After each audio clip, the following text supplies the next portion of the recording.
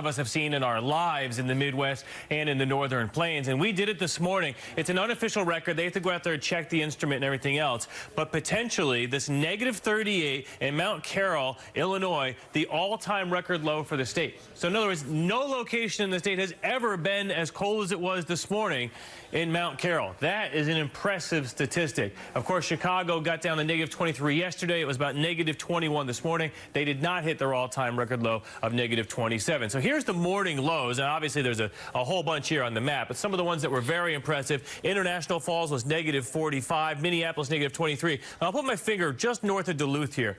There's a little town of Cotton, Minnesota. They are very typically one of the coldest spots in the entire country. This morning, they registered at negative 56 degrees. That's not the wind chill. That's the actual temperature. The all-time state record in Minnesota, negative 60. So it looks like they missed it by about 3 or 4 degrees. So earlier today, we had 121 million people. Roughly 1 in 3 Americans were under a wind chill warning or advisory. We're starting to drop off. D.C., New York, Philly, you've been eliminated. Same with Boston and Hartford. The temperatures are warming up enough and the winds are light enough. Even Minneapolis now, for the first time in 3 days, does not have a wind chill warning. We still have it in Fargo, and I believe we have a live look-in at Fargo.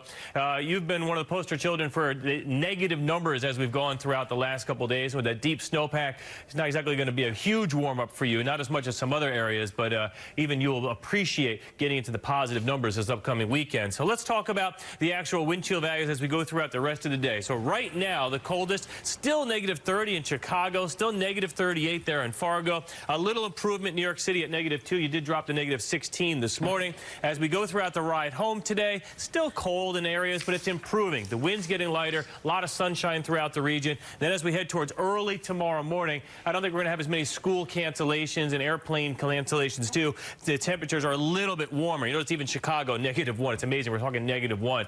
But as far as the big warm-up, Andrea, and this is the amazing part of this story, as we go throughout the weekend, this surge of warm Pacific air heads for the areas that were just frigid. St. Louis is going to be 62 degrees on Saturday. They were negative 6 yesterday. That's almost a 70-degree temperature change. And our friends in Chicago, Andrea, yesterday they were negative 52 wind chill. They're going to jump to 46 degrees on Sunday. If we do the math on that, that's a 98-degree temperature difference. I mean, that's weather whiplash for you in the Midwest. It's incredible.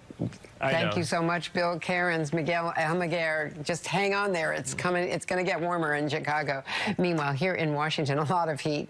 Talks to avert another government shutdown heating up as President Trump digs in on his demand for a border wall. He's taking aim at former Speaker Paul Ryan, blaming his fellow Republican for supposedly reneging on a border wall deal if the president would agree to a big spending bill, the omnibus bill, telling the Daily Caller in that interview, "I was going to veto the omnibus bill, and Paul told me in the strongest of language, 'Please don't do that, we'll get you the wall.' And I said, 'I hope you mean that because I don't like this bill.'"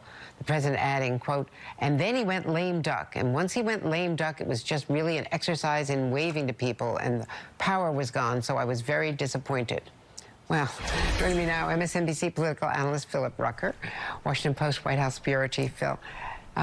Not surprisingly, we knew that relationship really was blown up, but the president now saying exactly what he believes caused it. Yeah, that's right, Andrea. The president's looking for a scapegoat here for why there's no border wall funding from Congress. The president's party controlled Congress for the last 2 years, and he was unable to secure that wall funding. And it's convenient for Trump right now to blame Paul Ryan, who's no longer, of course, in Congress, no longer the House Speaker, and he can put the blame there. But honestly, the buck also stops with the president. If he really wanted to make a stand on the border wall last year, when Republicans controlled the Congress, he could have. He could have issued that veto. He could have made a big fight for that funding, and he didn't. And today tweeting, "Let's just call them walls from now on and stop playing political games. A wall is a wall." So we're now retreating from fences, slats, whatever you want to call it.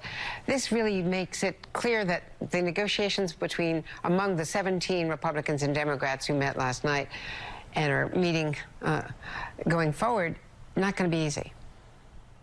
Not going to be easy is an understatement, I think. These negotiations do not seem to be making progress toward a compromise, and increasingly we're hearing from those in the White House and within the president's orbit that President Trump is looking at declaring a national emergency to get that border wall funding that would enable him to use his executive authority to redirect some federal funds for the wall without any congressional approval. That's because some sort of compromise to get to that $5.7 billion figure that the president wants for the border wall seems very unlikely, given that Democrats control the House right now.